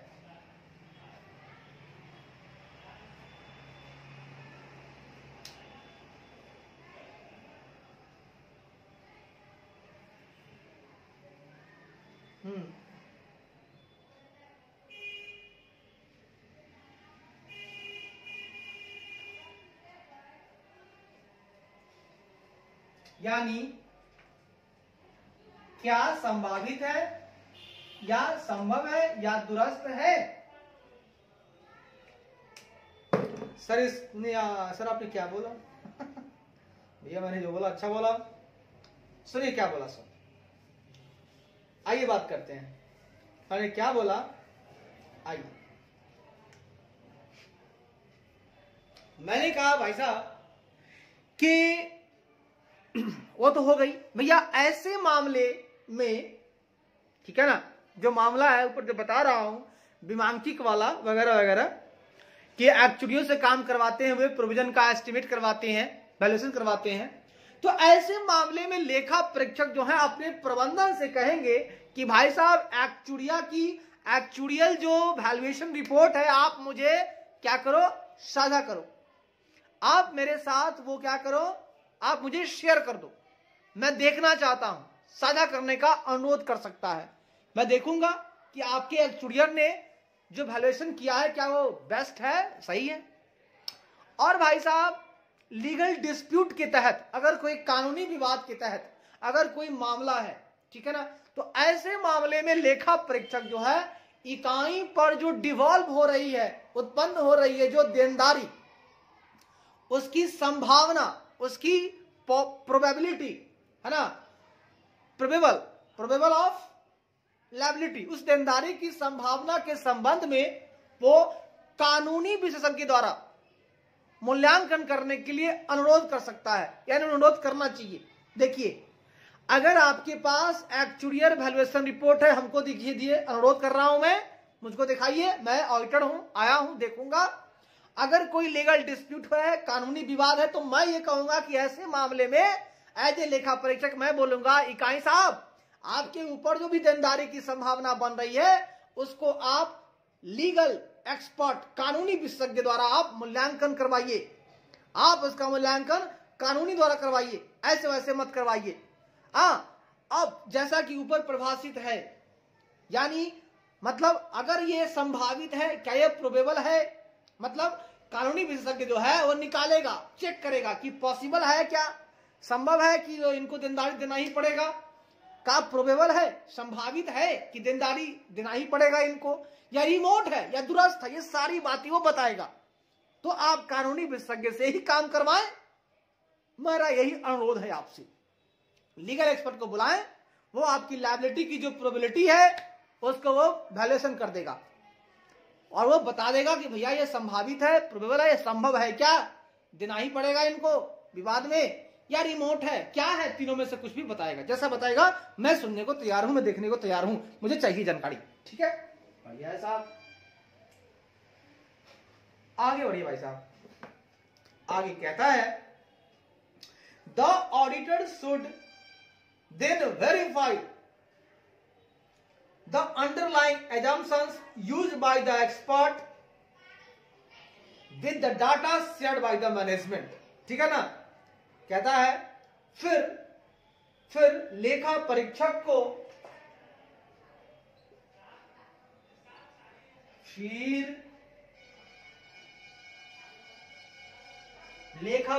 को प्रबंधन द्वारा साझा किए गए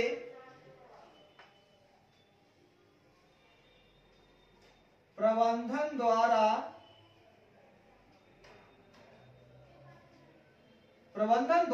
साझा किए गए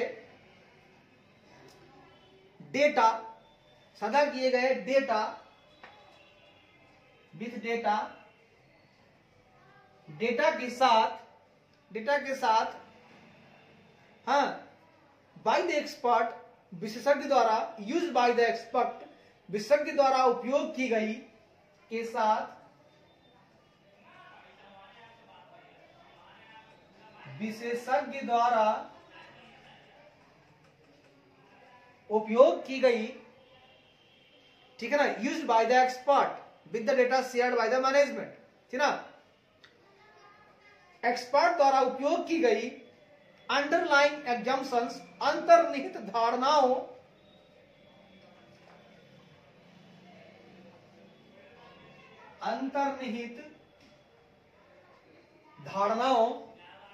अंतर्निहित धारणाओं को सत्यापित करना चाहिए।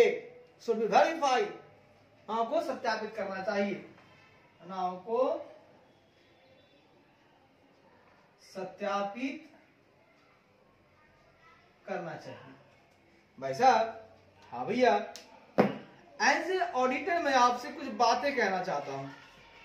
हाँ सर, बिल्कुल बोलिए, आपका स्वागत है इस शो में, आपका स्वागत है। जितना दिल में आया बोल लीजिए, मैं सुनने को तैयार हूं। भाई साहब तैयार है? तैयार है।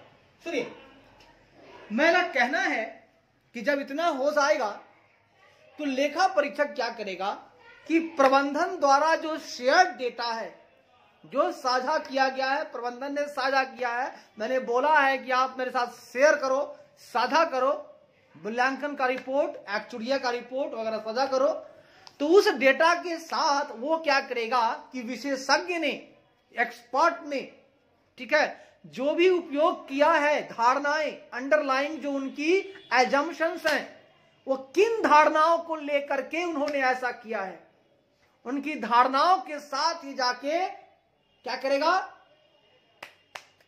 सत्यापित करेगा, वेरीफाई करेगा, उस दोनों को वेरीफाई करवाएगा कि जो प्रबंधन ने हमको दिया सो और विशेषज्ञ ने जो अंडरलाइन एजम्पशन लगा के जो उसने रिपोर्ट निकाली है, हाँ, तो क्या वो सही है? उनके द्वारा जो विशेषज्ञ ने जो उनकी जो अंडरलाइन एजम्पशन है, क्या वो बढ़िया है? क्या उन धारणाओं के साथ जो उन्होंने खेल खेला है, मतलब वैल्यूएशन किया है, तो वो वैल्यूएशन और जो प्रबंधन ने हमको डेटा दिया है ना, तो डेटा को लेकर के हम मिलाएंगे, हम सत्यापित करेंगे कि भैया उनकी धारणाएं सही थी क्या, है ना, क्योंकि उनकी धारणाएं सही होंगी तभी तो वो वैल्यूएशन सही करेंगे।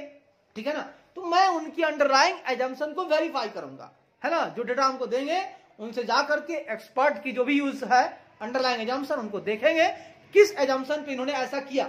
एक्सपर्ट साहब, आपका क्या धारणा था, इसके पीछे क्या धारणा था, आपने जो 2 लाख का प्रोजेक्ट बनाया, क्या धारणा था इसके पीछे, आपकी धारणा मैं देखूंगा, है ना, आपकी धारणा बढ़िया होगी तो मैं मान लूंगा, अदरवाइज नहीं मानूंगा। तो मैं क्या करूंगा, प्रबंधन द्वारा जो सजा किया गया डेटा है ना, उनके साथ विशेषज्ञ द्वारा उपयोग की गई अंतर्निहित धारणा को मिलाऊंगा और सत्यापित करना चाहूंगा। ठीक है सर, आप कीजिए, आप लोग रोक करके इसको राइट डाउन करेंगे। ठीक है साहब, राइट डाउन कर लेंगे। अब भाई साहब, अब हम थोड़ा और आगे बढ़ेंगे। अब मुझे लगता है कि मैं वैल्यूएशन की बातें करूं। हाँ जी साहब, बिल्कुल कीजिए। ठीक है, गुड।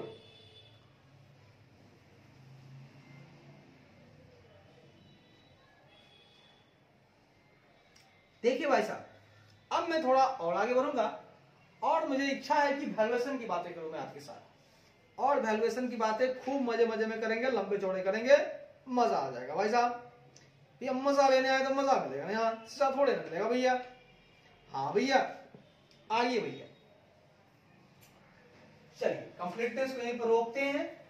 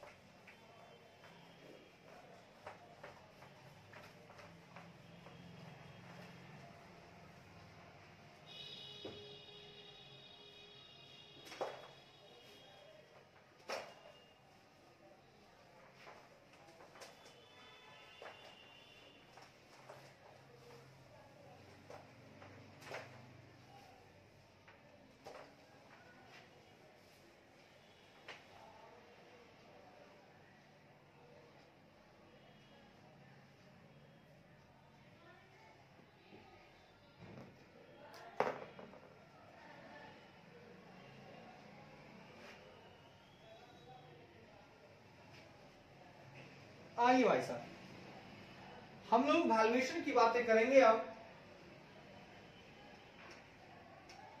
यानी भाई साहब मूल्यांकन देखेंगे। कहता है provision balance have been valued appropriately, प्रावधान शेष का उचित मूल्यांकन किया गया है।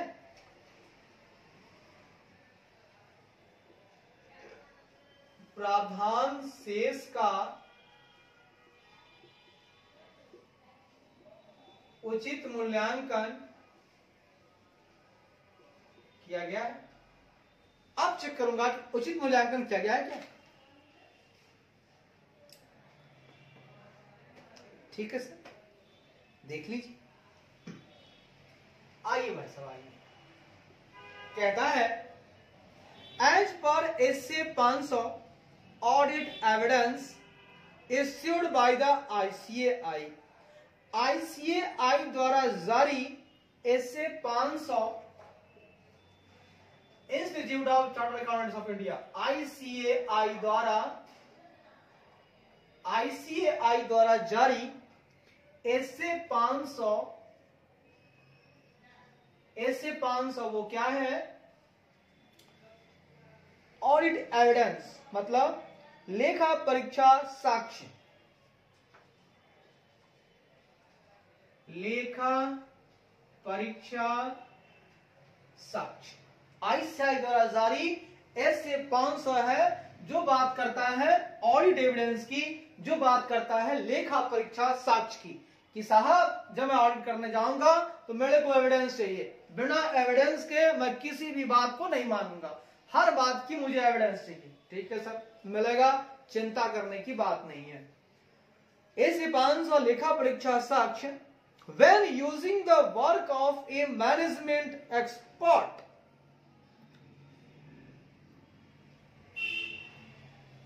भाई साहब, हाँ भैया, क्या बोला इसने। कहता है भाई साहब प्रबंधन के विशेषज्ञ के काम का उपयोग करते समय, प्रबंधन के विशेषज्ञ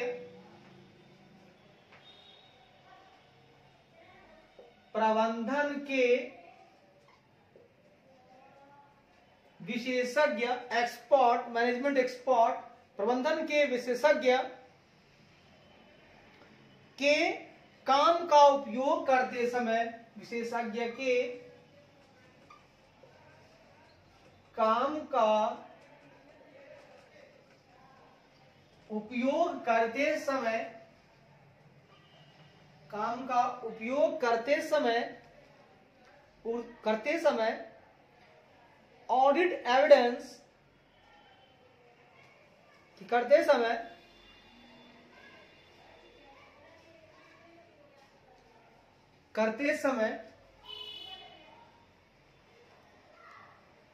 भाई साहब ये क्या हुआ? कुछ नहीं भाई साहब, काम का उपयोग करते समय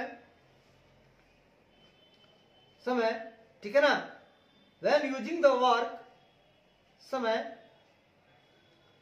audit evidence that the auditor should obtain, कहता है ऑडिटर को जो ऑडिट साक्ष्य समय, ऑडिटर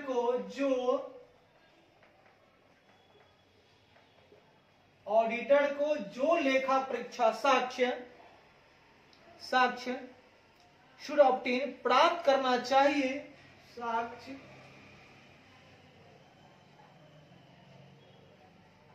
प्राप्त करना चाहिए इंक्लूड उनमें शामिल है,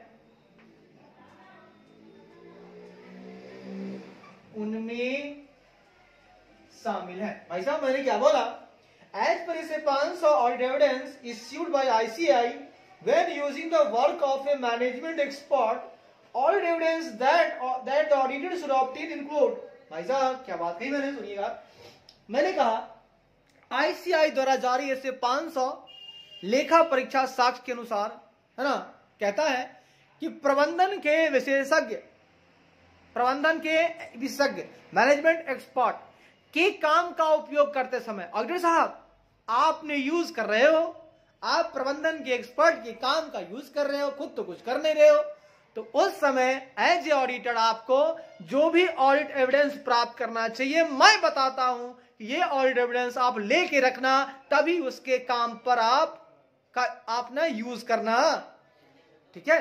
तो प्रबंधन के एक्सपर्ट के काम का उपयोग कीजिएगा तो आपको ऑडिट एविडेंस ऑब्टेन करना होगा मेरे प्यारे ऑडिटर साहब जी। ठीक है साहब, बताइए मुझे कौन सा रखना होगा। आइए पहली बातें मैं कर रहा हूं। Evaluate the competency, capabilities and objectivity of that expert. देखिए साहब, अलग काम के लिए अलग एविडेंस, ठीक है। अब मैं काम बताऊंगा, उसका एविडेंस मैं आपसे मांगूंगा। तो मैं आपको बताना चाहता हूं, क्या बताना चाहता हूं, दैट एक्सपर्ट, उस विशेषज्ञ की, दैट एक्सपर्ट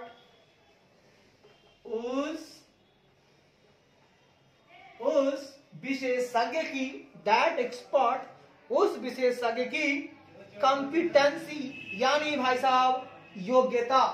कॉम्पिटेंसी का मतलब होता है योग्यता। कॉम्पिटेंसी आपकी योग्यता क्या है, कैपेबिलिटीज आपकी क्षमताएं क्या है।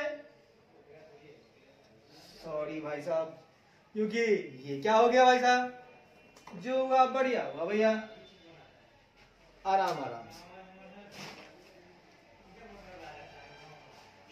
आराम से। आइए भाई साहब, आइए थोड़ा और आगे बढ़ते हैं जी, और देखते हैं कहानी कहां तक चल रही है। भाई साहब चर्चा हम कर रहे थे आपसे, और वो चर्चा थी क्या, सुनिए।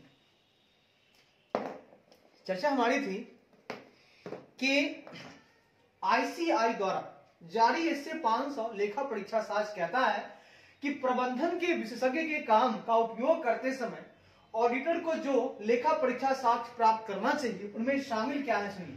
पहला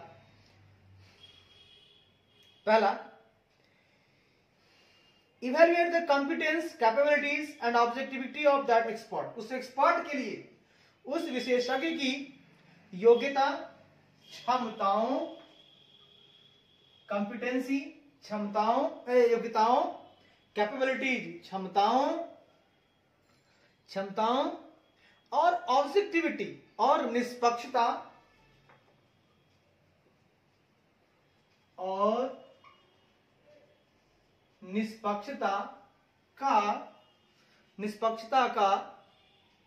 का इवैल्यूएट का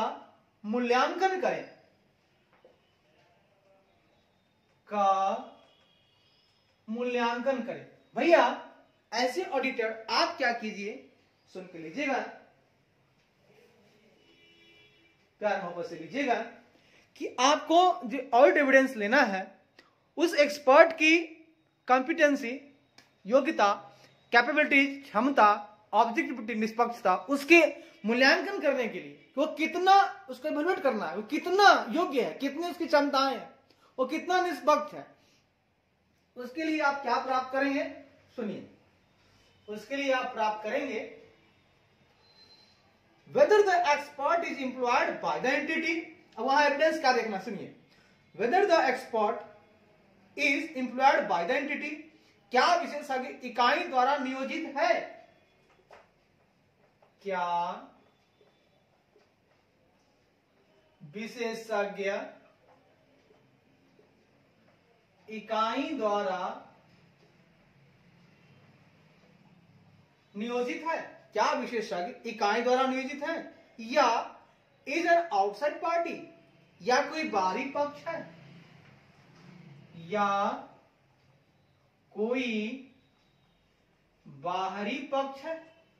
ध्यान रखिएगा भाई साहब, आपको चेक करना है कि वो जो विशेषज्ञ है क्या इकाई ने एम्प्लॉय किया है। अगर इकाई ने एम्प्लॉय किया है तो शंका हो सकता है, लेकिन अगर ये आउटसाइड पार्टी है, बाहरी पक्ष है, तो बढ़िया है। तो एविडेंस में आपको देख लेना है, आप एविडेंस लीजिए कि भाई विशेषज्ञ जो है, एक्सपर्ट जो है, क्या एंटिटी ने एम्प्लॉय किया है या ये कोई आउटसाइडेड है, बाहरी पक्ष है। आगे, whether the expert is independent, है ना, इसके पक्ष, इसके लिए एविडेंस आप ले लीजिएगा। उसके बाद वेदर द एक्सपर्ट, क्या विशेषज्ञ,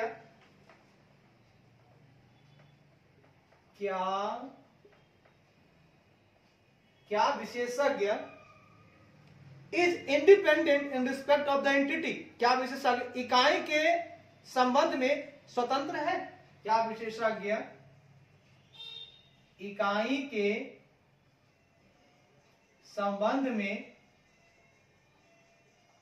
स्वतंत्र है। देखिएगा, एविडेंस ले लीजिएगा, ये भी चेक करना है कि क्या जो विशेषज्ञ है, एक्सपर्ट है, वो इकाई के रिस्पेक्ट में इंडिपेंडेंट है ना, स्वतंत्र होना चाहिए। भैया अच्छी बात यही है, उसके बहकावे में आने वाला नहीं होना चाहिए। उसके बाद कहता है whether, sorry, auditor's previous experience of the work of the expert, कहता है वर्क ऑफ द एक्सपर्ट, विशेषज्ञों के कार्य का, विशेषज्ञों के कार्य का, है ना, लेखा परीक्षक का पिछला अनुभव, कार्य का लेखा परीक्षक का पिछला अनुभव। देखिए, auditors previous experience of the work of the expert. भाई साहब, ये जो एक्सपर्ट है, विशेषज्ञ है, इनका जो कार्य है, इनका जो वर्क है, उनका आप ले लीजिएगा कि ऑडिटर का जो पिछला अनुभव है, प्रीवियस एक्सपीरियंस क्या है इनके लिए, विशेषज्ञ के साथ इनका जो कार्य का जो अनुभव है वो क्या है, क्या साथ में खूब खाते पीते थे, मन से काम किए हैं कि नहीं किए हैं, इसके लिए भी आप एविडेंस ले लीजिएगा। ठीक है, कि अनुभव क्या रहा उनका, है ना, ये देख लीजिएगा, कहीं घोलझाल तो नहीं की इन्होंने। ठीक है भाई साहब। उसके बाद भाई साहब, हाँ भाई साहब,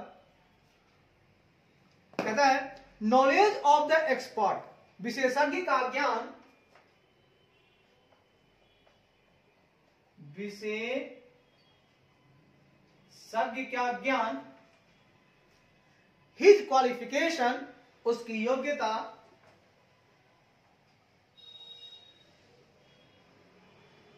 योग्यता, membership of the professional body, किसी पेशेवर निकाय या इंडस्ट्री एसोसिएशन, किसी पेशेवर निकाय या, ठीक है ना, मेंबरशिप ऑफ प्रोफेशनल बॉडी और इंडस्ट्री एसोसिएशन, किसी प्रोफेशनल बॉडी, पेशेवर निकाय या इंडस्ट्री एसोसिएशन या उद्योग संघ की सदस्यता, या उद्योग संघ की सदस्यता आदि। भाई साहब, हाँ भैया, आप क्या कीजिएगा, इसका भी एविडेंस ले लीजिएगा कि नॉलेज क्या है एक्सपर्ट का, उसकी क्वालिफिकेशन क्या है, योग्यता क्या है, नॉलेज क्या है, क्या वो किसी प्रोफेशनल निकाय में या उद्योग संघ में, ठीक है ना, इंडस्ट्री एसोसिएशन में क्या उसकी मेंबरशिप है, इसका भी आप एविडेंस रख लीजिएगा, ठीक है ना। ठीक है, प्रोफेशनल बॉडी मतलब पेशेवर निकाय, प्रोफेशनल बॉडी में या इंडस्ट्री एसोसिएशन में। आगे कहता है दूसरा पॉइंट, इसके लिए तो आप ले लीजिएगा एविडेंस। दूसरा, obtain an understanding of the work of that expert, उस विशेषज्ञ के कार्य की, उस विशेषज्ञ के कार्य की, सत्य के कार्य की अंडरस्टैंडिंग, ऑब्टेन अंडरस्टैंडिंग, समझ प्राप्त करें, समझ प्राप्त करें। और भी साहब, आप उस एक्सपर्ट की जो कार्य करने की जो उनकी तरीके हैं, उनकी जो बुद्धिमत्ता है, उसको समझिए, वो कितना बढ़िया काम करते हैं, उनका कोई गलती तो नहीं होता ना, उनसे मिस्टेक तो नहीं होता है, इसके लिए भी आपको एविडेंस चाहिए, है ना। उनके कार्य की समझ आप प्राप्त कीजिए। उसके लिए क्या कीजिएगा, कैसे पता चलेगा, whether the auditor has expertise, हाँ expertise to evaluate the work of expert, क्या लेखा परीक्षक के पास, वेदर द ऑडिटर हैज, क्या लेखा परीक्षक के पास एक्सपर्ट के वर्क, विशेषज्ञ के काम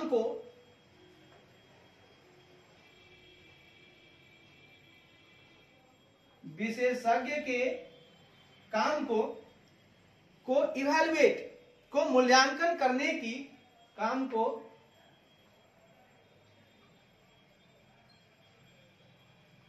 मूल्यांकन करने की एक्सपर्टाइज की विशेषज्ञता है, एक्सपर्टाइज।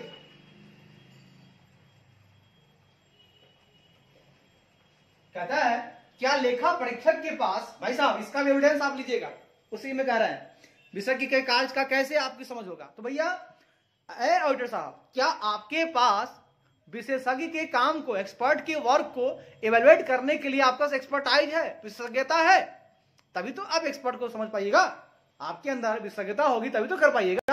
ठीक है भाई साहब, बहुत बढ़िया बात बोले, हाँ विशेषज्ञता होगी तभी तो समझ पाएगा। आगे सुनिए, कहता है evaluating the assumption and methods used by the management, प्रबंधन द्वारा उपयोग की जाने वाली, प्रबंधन द्वारा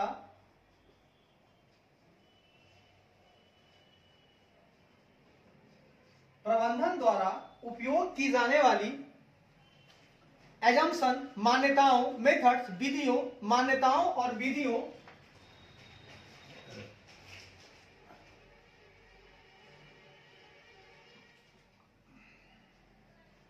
मान्यताओं और विधियों, का मूल्यांकन करना, विधियों का मूल्यांकन करना। भाई साहब, अगर आप एक्सपर्ट के ज्ञान की, उसकी एफिशिएंसी की, योग्यता की, उसके नॉलेज की, उसका, ठीक है ना, सॉरी, उस विशेषज्ञ के कार्य की समझ प्राप्त करने के लिए आपको क्या करना होगा, तो पहले तो आपके अंदर क्षमता होना चाहिए, एक्सपर्टाइज होना चाहिए कि आप एक्सपर्ट के वर्क को इवैल्यूएट कर पाओ एज ऑडिटर। उसके बाद हे भाई साहब, आप प्रबंधन द्वारा जो उपयोग की जाने वाली एजम्पशन है, जो मेथड्स हैं, उनका भी मूल्यांकन करें, उसके लिए एविडेंस लें आप उससे, ठीक है ना।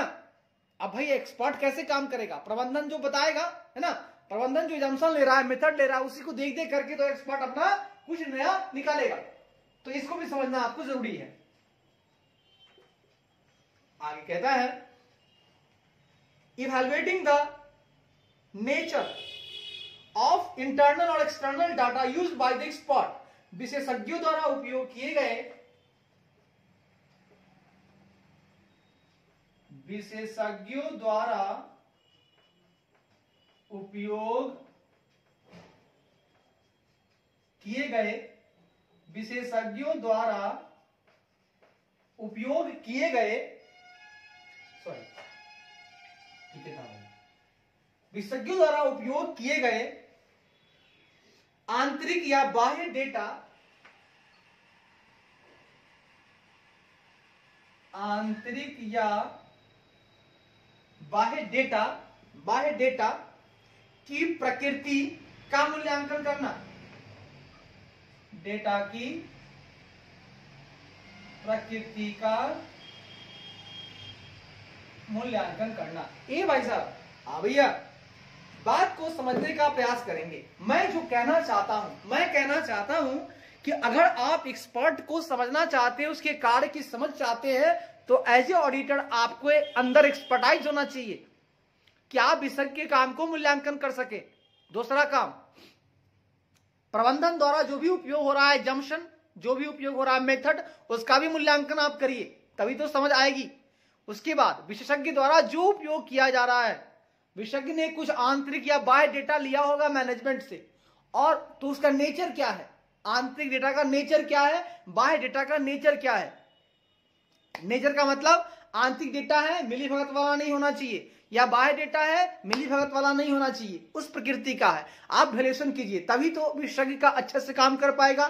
तो मेरे मित्र, इस तरह से आप कई सारी बातों को दिमाग में रख सकते हैं, ध्यान रख सकते हैं, समझ सकते हैं। बाकी की बातें भाई साहब मैं कल करूंगा, और मुस्कुराते हुए गाते हुए करूंगा। हाँ, तब तक के लिए आप जहां रहिए, खुश रहिए, मस्त रहिए, गुनगुनाते रहिए, अपने आप को स्ट्रांग मानिए, समझिए, और एकदम कहना है, जो भी करो कमाल करो, अरे जो भी करो कमाल करो।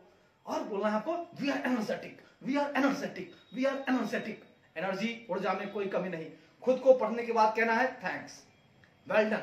खुद को करना है well done, well done, well done Santosh, well done. जो भी कर रहे हो बेस्ट कर रहे हो, वेल डन, वेल डन। अब तब तक के लिए हम चलते हैं, फिर कल मिलते हैं। तब तक के लिए जय हिंद, जय भारत।